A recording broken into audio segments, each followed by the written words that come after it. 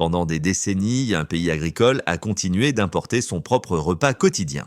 Alors que les champs de Burkina Faso s'étendaient à perte de vue, les marchés se remplissaient de riz venu d'ailleurs, révélant un système pensé sans ceux qui travaillent réellement la terre. Que change concrètement pour ces familles rurales l'arrivée d'Ibrahim Traoré qui affirme que la souveraineté alimentaire ne sera plus un slogan mais une obligation politique quotidienne. Derrière cette promesse, une offensive agricole silencieuse commence à reconfigurer la manière dont un peuple nourrit le sien saison après saison. Dans cette histoire, la promesse centrale ne repose pas sur une vision abstraite, mais sur une réalité que les habitants connaissent depuis longtemps. Le pays ne peut plus accepter de produire moins que ce qu'il consomme. La véritable valeur annoncée aux communautés rurales est simple, retrouver la capacité de vivre de leur propre travail sans que leur récolte soit annulée par l'absence de machines, de stockage ou de soutien adapté. Les enjeux sont considérables car chaque saison ratée entraîne des dettes, des migrations internes et une dépendance accrue aux importations qui affaiblissent les villages. Song Song, une microtension se glisse ici. Si tous s'accordent sur la nécessité d'agir, encore faut-il comprendre comment passer d'années de négligence à un système capable de tenir ses promesses sans retomber dans les programmes éphémères du passé. C'est précisément cette zone de doute entre l'urgence et la possibilité réelle de changement qui détermine l'importance des décisions prises dans les premières étapes de l'offensive agricole, lorsque chaque ajustement peut modifier le destin alimentaire du pays pour plusieurs années. Dès les premières visites de terrain, un fait a surpris même ceux qui suivaient de près la situation. En écoutant les plaintes répétées depuis des années, Ibrahim Traoré a constaté que la plupart des blocages ne venaient pas d'un manque d'efforts, mais d'un enchaînement précis de décisions inadaptées qui s'étaient accumulées au fil du temps. Et ce constat prenait d'autant plus de force qu'un chiffre revenait sans cesse dans les discussions, plus de 200 000 tonnes de riz importées chaque année, malgré un pays où l'agriculture structure la vie quotidienne. C'est à partir de là que la chaîne des causes s'est éclaircie. Pendant longtemps, les agriculteurs ont travaillé avec des outils datant d'une autre époque, incapables d'augmenter leur rendement, même lorsque le climat était favorable. Les politiques agricoles se succédaient, mais laissaient un vide. Programme pilote, formation dispersée, équipement annoncé, puis jamais livré. La conséquence était prévisible. Des familles entières se retrouvaient coincées dans un cycle où chaque saison ressemblait à la précédente sans marge de progrès. Lorsque les pesticides utilisés sur les champs de coton provoquaient migraines, diarrhée ou douleurs, personne ne venait réellement mesurer l'impact sur la production vivrière. Le système semblait fonctionner en parallèle de ceux qu'il était censé aider. Song Song, l'accès limité au crédit empêchait les communautés rurales d'investir dans des semences de qualité ou des outils adaptés. Le stockage déficient entraînait des pertes importantes, ce qui réduisait encore les revenus et érodait la confiance. Tout cela conduisait à un glissement progressif. Même les agriculteurs les plus expérimentés ne parvenaient plus à nourrir leur propre famille sur la durée de la saison sèche. C'est exactement ce blocage structurel qu'Ibrahim Traoré a cherché à comprendre avant d'agir. En marchant dans les champs, en observant la sécheresse du sol, en écoutant le découragement discret des anciens, il a décodé un mécanisme essentiel. Tant que les décisions seraient prises loin des réalités rurales, aucune réforme ne pourrait réussir durablement. Lorsque les ingénieurs agricoles ont été réaffectés des bureaux urbains vers les zones rurales, beaucoup de villages ont découvert pour la première fois un accompagnement quotidien plutôt que des visites ponctuelles. Ces techniciens, devenus de véritables guides de terrain, ont commencé à résoudre en quelques heures des problèmes qui auparavant duraient des semaines. Semoirs bloqués, terres mal nivelées, dosage d'engrais incertain ou encore choix de variétés mal adaptées au sol local.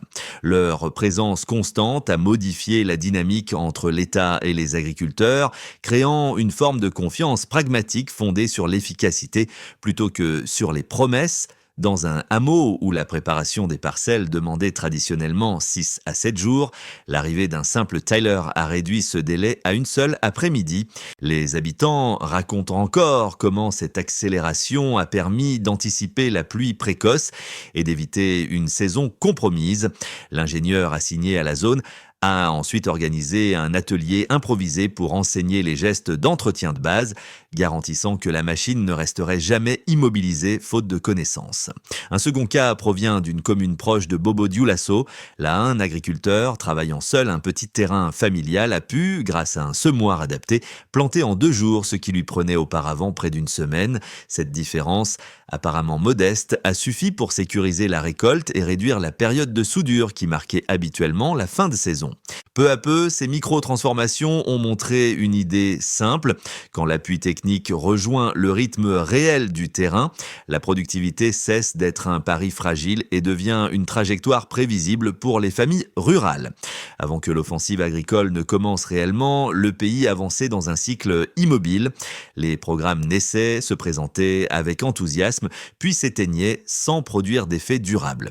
Les agriculteurs habitués à ces élans sans lendemain continuaient à semer à la main, à attendre la pluie comme unique allié et à subir les mêmes pertes chaque année. C'était la phase avant, celle où les limites techniques s'ajoutaient à l'épuisement moral.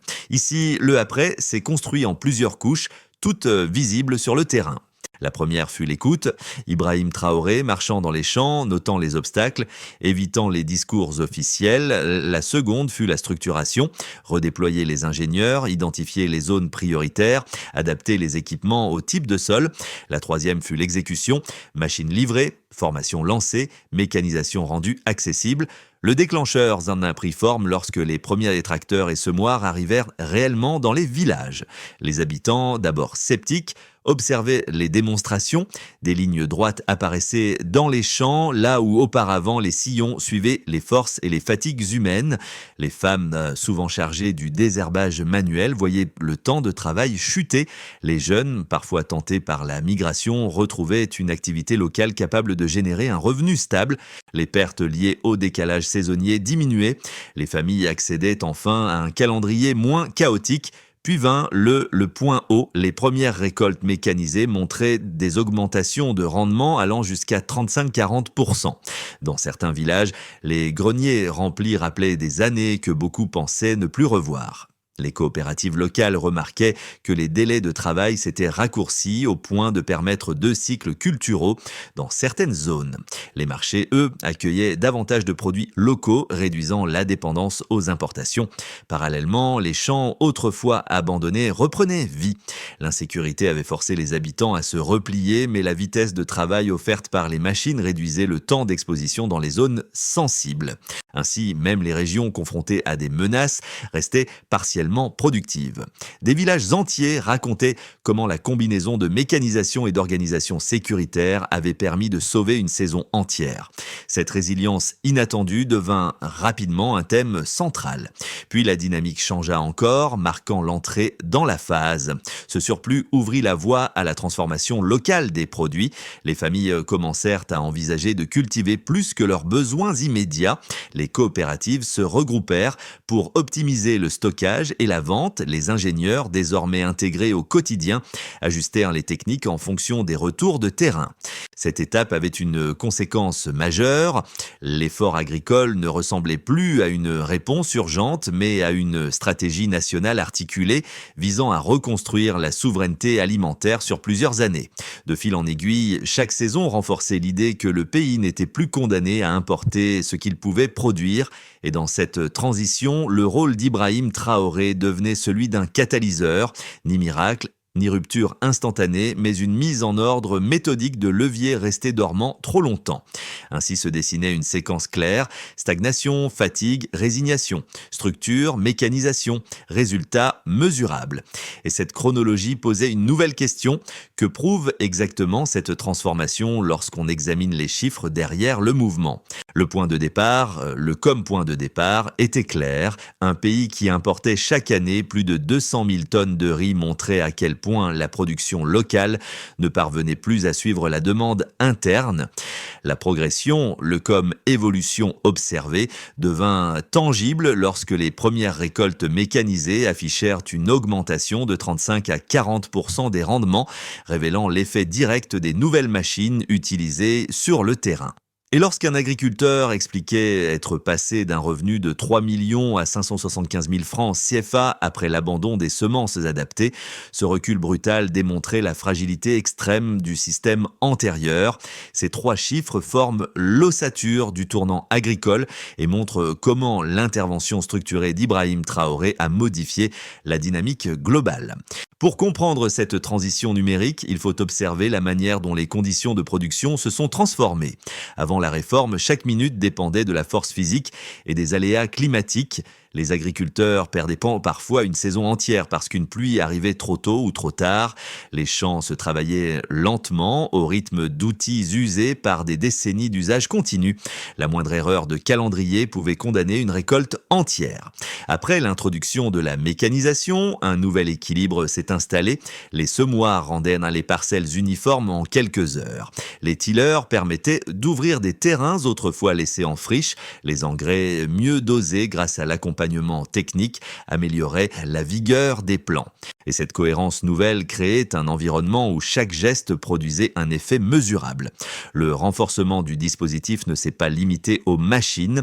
Les ingénieurs envoyés directement dans les villages suivaient désormais la progression des parcelles au quotidien. Ils ajustaient les méthodes selon les sols, les saisons et les difficultés immédiates. Les agriculteurs, longtemps isolés, recevaient enfin un retour concret et rapide. Ce lien constant entre pratique et correction a permis de stabiliser la performance sur plusieurs cycles. La résilience face à l'insécurité a également joué un rôle essentiel dans la trajectoire des résultats. Grâce à la vitesse de travail des machines, les agriculteurs restaient moins longtemps exposés dans les zones sensibles. Les champs devenaient productifs même lorsque les conditions extérieures restaient difficiles. Cette réduction du temps de présence dans les zones ouvertes limitait les risques directs. Ainsi, les récoltes étaient moins vulnérables aux perturbations. Les surplus générés ont entraîné un second effet mesurable, la création de filières de transformation locales. L'usine de tomates de Bobo Dioulasso, financée majoritairement par des citoyens, en est l'exemple le plus cité. Elle a réduit les pertes post-récolte qui représentaient autrefois une part importante des volumes produits. Les agriculteurs y voyaient enfin un débouché fiable. La valeur ajoutée restait à l'intérieur du pays. Peu à peu, le pays s'est retrouvé dans une situation paradoxale, produire plus malgré les contraintes, alors qu'autrefois il produisait moins malgré les opportunités. Ce renversement structurel montre que les chiffres ne reflètent pas seulement des résultats agricoles. Ils traduisent une organisation politique différente. Ils révèlent une stratégie où chaque décision vise une autonomie mesurable. Ils soulignent surtout comment Ibrahim Traoré a transformé des faiblesses anciennes en leviers opérationnels. Le débat autour de l'offensive agricole repose sur deux lectures opposées, mais toutes deux cohérentes lorsqu'on les examine sérieusement. La première affirme que la transformation actuelle ne peut durer car la mécanisation dépendrait d'un contexte trop fragile, insécurité persistante, ressources limitées et infrastructures encore incomplètes. Pour ce camp, tout progrès rapide risquerait de retomber dès que les conditions extérieures se dégradent ou qu'un maillon de la chaîne, carburant, pièces détachées, accompagnement technique, se rompt. L'histoire de la région, marquée par des programmes commencés avec vigueur puis abandonnés, renforce cette prudence. Leur mise en garde est simple, une étincelle ne suffit pas à bâtir une politique agricole durable. La seconde vision entend au contraire que les résultats récents démontrent une trajectoire structurelle et non un simple élan temporaire. Elle observe que la production a augmenté précisément dans les périodes les plus difficiles, là où, selon la logique habituelle, les récoltes auraient dû s'effondrer. Elle note également que les ingénieurs déplacés vers les campagnes représentent un changement organisationnel profond, pas une mesure symbolique. Elle s'appuie sur le fait que la mécanisation vise plusieurs échelles, à la fois petits exploitants, coopératives et zones de production, ce qui réduit le risque de dépendance à un seul pilier. Pour cette approche, l'avancée actuelle n'est pas un accident, mais la conséquence d'un système réajusté à ses réalités internes. L'argument le plus solide lorsqu'on rassemble les données du terrain réside dans l'observation suivante. Les villages produisent davantage, même dans les zones où l'insécurité demeure forte. Cette continuité va à l'encontre des scénarios pessimistes selon lesquels les menaces extérieures suffiraient à arrêter toute dynamique de production. Elle montre que la réduction du temps de travail en plein champ, permise par les machines, a neutralisé une grande partie du risque.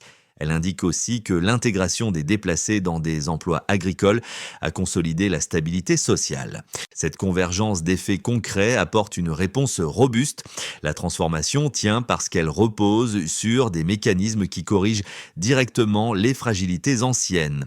Au cœur de l'offensive agricole, un point de rupture apparaît. La production augmente alors même que les zones rurales vivent sous la pression d'attaques et de déplacements. Ce paradoxe que beaucoup d'observateurs extérieurs peinaient à comprendre devient un élément central du récit car il renverse une logique longtemps considérée comme immuable.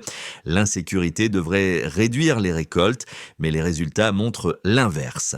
C'est ici qu'intervient la signature méthodique d'Ibrahim Traoré qui refuse de traiter la sécurité et l'agriculture comme deux dossiers séparés. Les nouvelles pratiques lient directement vitesse de travail, organisation locale et réduction du temps d'exposition dans les zones sensibles. Les machines permettent d'accomplir en heures ce qui nécessitait autrefois plusieurs jours, limitant les risques tout en maintenant la productivité. Les corridors agricoles sécurisés, appuyés par le partage de renseignements au sein de l'Alliance AES, donnent aux villages une visibilité nouvelle sur leurs propres mouvements. Ce mode opératoire transforme une réalité brutale en stratégie fonctionnelle. L'autre révélateur du midpoint apparaît dans l'intégration massive des personnes déplacées internes dans les activités agricoles, là où d'autres pays auraient laissé s'installer l'inactivité ou la dépendance humanitaire. Burkina Faso crée un tissu économique nouveau autour du travail de la terre. Cet ancrage social change le centre de gravité du conflit. Moins de vulnérabilité, plus de stabilité, davantage de production. Les effets de l'offensive agricole se manifestent d'abord chez les agriculteurs eux-mêmes. Les rendements en hausse, parfois de 35 à 40%, ont permis à des familles longtemps dépendantes de marchés instables de retrouver un niveau de sécurité alimentaire plus régulier. Les journées de travail sont devenues moins imprévisibles. La mécanisation réduit le temps passé en plein champ et offre une maîtrise plus fine du calendrier de semis.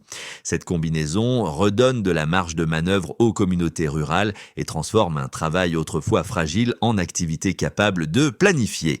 Pour les acteurs économiques et les petites unités de transformation, l'arrivée des machines et des surplus a ouvert une série d'opportunités inédites. Les coopératives locales constatent que les volumes réguliers rendent enfin possible l'organisation de chaînes d'approvisionnement plus cohérentes. L'exemple de l'usine de tomates de Bobo-Dioulasso, financée majoritairement par des citoyens, montre comment la valeur ajoutée reste dans le pays, ce qui renforce la viabilité des petites entreprises rurales. La perspective d'étendre cette logique à d'autres filières, mangue, farine, riz, donne aux producteurs un horizon économique plus stable que celui des ventes brutes. Du côté des ménages urbains, les conséquences apparaissent sous une forme plus silencieuse mais non moins réelle. La présence accrue de produits locaux sur les marchés réduit l'exposition aux fluctuations des importations, souvent vulnérables aux crises logistiques ou monétaires. Les consommateurs constatent une meilleure disponibilité de certains produits de base et une moindre dépendance à des marchandises arrivant de loin. Cette stabilisation influence directement la perception qu'ont les citadins du rôle de l'agriculture nationale dans leur quotidien. Enfin, sur le plan régional, indirectement, les implications de cette transformation soulèvent l'attention des pays voisins. La capacité du Burkina Faso à maintenir une production en hausse, malgré l'insécurité, déstabilise les cadres d'analyse habituels de la région. Les échanges au sein de l'Alliance AES, notamment le partage de renseignements et l'appui technique, renforcent une idée nouvelle. Une stratégie agricole peut devenir un instrument de stabilité. Cette dynamique brouille les attentes extérieures et repositionne le pays comme un acteur capable de définir ses priorités. Dans l'ensemble, les impacts cumulés montrent que la réforme ne se limite pas à l'augmentation de volume, mais à une transformation des mécanismes qui soutiennent la production. Les villages autrefois repliés s'ouvrent de nouveau, les coopératives réapprennent à structurer leurs flux, les familles urbaines ressentent une forme de sécurité alimentaire plus concrète et les partenaires régionaux réévaluent les capacités du pays. Au centre de cette réorganisation, Ibrahim Traoré apparaît comme celui qui a remis en mouvement des leviers économiques et sociaux, longtemps paralysés, sans promettre de miracle, mais en imposant une cohérence nouvelle entre besoins et décisions. Cette cohérence, désormais visible dans les résultats, soulève une question supplémentaire. Comment ces dynamiques peuvent-elles se projeter dans les prochains mois? Dans la continuité des résultats observés sur le terrain, trois trajectoires possibles se dessinent pour les mois à venir. Elles dépendent moins d'un événement unique que de la manière dont les mécanismes actuels continueront ou non à se consolider. Les dynamiques enclenchées ne garantissent rien, mais elles offrent un cadre assez clair pour imaginer l'évolution de la souveraineté alimentaire du pays. Chaque scénario repose sur des éléments présents dans les données recueillies auprès des agriculteurs, des ingénieurs et des unités locales de transformation. Scénario de base, continuité modérée. Dans cette configuration, la production reste stable ou augmente légèrement, portée par la mécanisation déjà en place et par la présence quotidienne des ingénieurs dans les villages. Les surplus permettent d'alimenter les petites unités de transformation sans créer de goulot d'étranglement. Les filières comme la tomate, le riz ou la mangue poursuivent leur montée en puissance, mais sans accélération majeure. Le pays réduit progressivement sa dépendance aux importations, tout en consolidant les acquis de la saison précédente. Scénario optimiste, consolidation et expansion. Ici, la combinaison de rendements élevés, de coordination sécuritaire efficace et d'une implication accrue des coopératives crée un cercle vertueux. Les agriculteurs adoptent massivement les outils mis à disposition, ce qui généralise les hausses de productivité. Les usines régionales fonctionnent à pleine capacité, attirant davantage de volume et stimulant de nouvelles initiatives locales. Les marchés urbains voient l'arrivée régulière de produits nationaux, ce qui renforce la confiance dans l'approvisionnement local. Ce scénario ouvre la possibilité d'une réduction très significative des importations dans un délai plus court que prévu. Scénario prudent, pression externe et ralentissement. Dans cette hypothèse, les zones exposées à l'insécurité exigent davantage de réorganisation, ce qui ralentit la progression de certaines régions. Les machines, bien que présentes, deviennent plus difficiles à déployer dans des secteurs sensibles. Les volumes stagnent et les unités de transformation peinent à recevoir un flux stable. Les ménages urbains remarquent alors des variations dans l'offre locale. Ce scénario n'annule pas les avancées, mais les ralentit suffisamment pour créer une vigilance accrue. En observant ces trois trajectoires, une recommandation s'impose. Pensez en termes de résilience plutôt qu'en termes de pic de production, car la continuité dépendra davantage de la coordination locale que d'un seul facteur dominant. Pour beaucoup de familles rurales, groupe A, l'offensive agricole résonne comme un miroir de leur propre quotidien. Elles reconnaissent dans les semoirs et les tilleurs la possibilité de réduire l'épuisement physique qui, pendant des années, a dicté la forme de chaque saison. Elles y voient aussi une manière de transmettre aux enfants autre chose qu'un modèle fondé sur la survie. Cette évolution transforme la perception qu'elles ont de leur propre travail, moins de hasard, plus de maîtrise. Une simple suggestion pour elles serait d'explorer les regroupements en petites coopératives afin de stabiliser davantage les ventes. Pour les jeunes habitants des villes, groupe B, l'enjeu se présente différemment. Ils ressentent les changements à travers la disponibilité accrue des produits locaux dans les marchés, souvent moins soumis aux variations des importations. Ils comprennent également que la modernisation agricole peut créer des emplois au-delà du seul travail de la terre, maintenance, transport, transformation. Cette perspective dessine une relation plus étroite entre ville et campagne, longtemps séparées par des cycles économiques divergents. Un gouaï pour eux serait d'observer les nouvelles filières émergentes, car elles pourraient devenir des espaces de formation accessibles. Pour les communautés déplacées ou vulnérables, groupe C, la transformation a une dimension plus intime. Le fait d'être intégrés dans des activités agricoles leur donne une place au sein d'un système productif qui les avait parfois laissés en marge. Ils retrouvent un rythme, une stabilité minimale et surtout une dignité économique essentielle dans un contexte marqué par l'incertitude.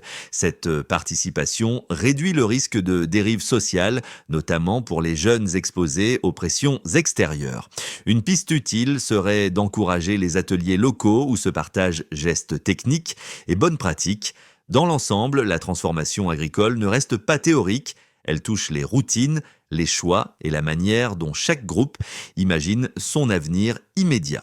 Pour que les avancées observées ne restent pas isolées, une feuille de route doit s'appuyer sur des actions simples, mesurables et alignées avec la logique qui a déjà produit des résultats sous l'impulsion d'Ibrahim Traoré. Elle repose sur quelques étapes structurantes capables de maintenir la cohérence entre terrain, institutions et capacité de production. Elle doit surtout éviter l'écueil des programmes éclatés qui, autrefois, fragmentaient les efforts sans créer de continuité durable. Étape 1, stabiliser l'accompagnement technique. Les ingénieurs affectés au village doivent conserver un rythme de présence régulier avec un système de rotation évitant les ruptures de suivi. Les communes peuvent planifier des rapports mensuels sur l'état des machines, les retards et les besoins spécifiques. L'indicateur principal est simple, nombre de parcelles suivies et problèmes résolus en moins de 48 heures. Étape 2, sécuriser les filières de transformation naissantes. Les unités comme celle de Bobo Dioulasso ont besoin d'un approvisionnement constant pour rester rentables. Les coopératives peuvent s'engager sur des volumes fixes par saison assortis d'un calendrier partagé. La performance se mesure par taux d'utilisation des capacités et stabilité des livraisons. Étape 3. Étendre progressivement la mécanisation adaptée. Les petits producteurs doivent recevoir des outils proportionnés à leurs parcelles et non des équipements surdimensionnés. Les autorités locales peuvent établir une cartographie précise des besoins selon sol, taille et accès. Le critère de succès est le pourcentage de machines réellement utilisées plus de 80% du temps prévu. Étape 4. Consolider l'intégration des personnes déplacées. Les communes peuvent créer des groupes de travail saisonniers, rémunérés et formés par les ingénieurs. Cette organisation réduit l'inactivité et renforce la main-d'œuvre locale. La mesure clé est le nombre de participants réintégrés dans une activité stable après un cycle complet. À travers ces étapes, la durabilité repose moins sur la vitesse que sur la constance des pratiques. Lorsque l'on revient sur les premiers mois de l'offensive agricole, une image forte réapparaît inévitablement, celle des ingénieurs de terrain marchant aux côtés des agriculteurs, ces guides techniques dont la présence quotidienne avait commencé à changer la manière de travailler la terre. Ce motif, déjà perceptible dans les débuts de la réforme, prend désormais une profondeur nouvelle, car il incarne le lien entre volonté politique, organisation locale et transformation vécue au plus près des familles rurales. À travers ces gestes simples, ajuster un semoir, expliquer un dosage, réparer un tiller, le pays a redécouvert une façon de produire qui s'appuie sur la proximité plutôt que sur la distance. Et dans ce fil conducteur, le rôle d'Ibrahim Traoré se lit moins comme celui d'un dirigeant imposant une stratégie que comme celui d'un artisan rassemblant des forces longtemps dispersées. Cette cohérence émotionnelle donne un sens différent aux saisons qui viennent. Dans les villages, beaucoup racontent que les journées paraissent moins lourdes, que le travail semble plus soutenable, que la terre répond mieux lorsque l'accompagnement existe réellement. Cette perception ne tient pas du symbole, elle reflète une trajectoire où la confiance remplace la résignation. Les jeunes voient revenir des raisons de rester, les anciens retrouvent une dignité que l'attente infinie de programmes inachevés avait érodée. Le changement commence toujours par une main tendue, ainsi se referme un cycle, celui d'un pays qui réapprend à compter sur lui-même en reconstruisant patiemment les gestes qui nourrissent les siens. Dans l'histoire agricole du Burkina Faso, les changements récents ne se limitent pas aux chiffres, aux machines ou aux décisions administratives. Ils touchent à quelque chose de plus profond, la manière dont une société choisit de se regarder, de s'organiser et de décider si elle veut dépendre d'ailleurs ou miser sur ses propres forces. Les villages qui reprennent vie, les unités de transformation qui émergent, les familles qui retrouvent une certaine stabilité alimentaire composent désormais un récit collectif que chacun peut, à sa façon, accompagner. Les choix individuaux, favoriser les produits locaux, soutenir les coopératives, partager les récits de terrain participent déjà à renforcer cette dynamique. À travers ces gestes, une identité plus cohérente se construit, ancrée dans la confiance plutôt que dans la résignation. Les prochains mois seront décisifs, ça non pas parce qu'ils apporteront un changement brutal, mais parce qu'ils confirmeront si cette mobilisation peut durer. La question n'appartient plus seulement aux institutions, elle concerne également celles et ceux qui observent, commentent, encouragent ou s'engagent. Et vous, comment imaginez-vous la place du Burkina Faso dans cette transformation à long terme ?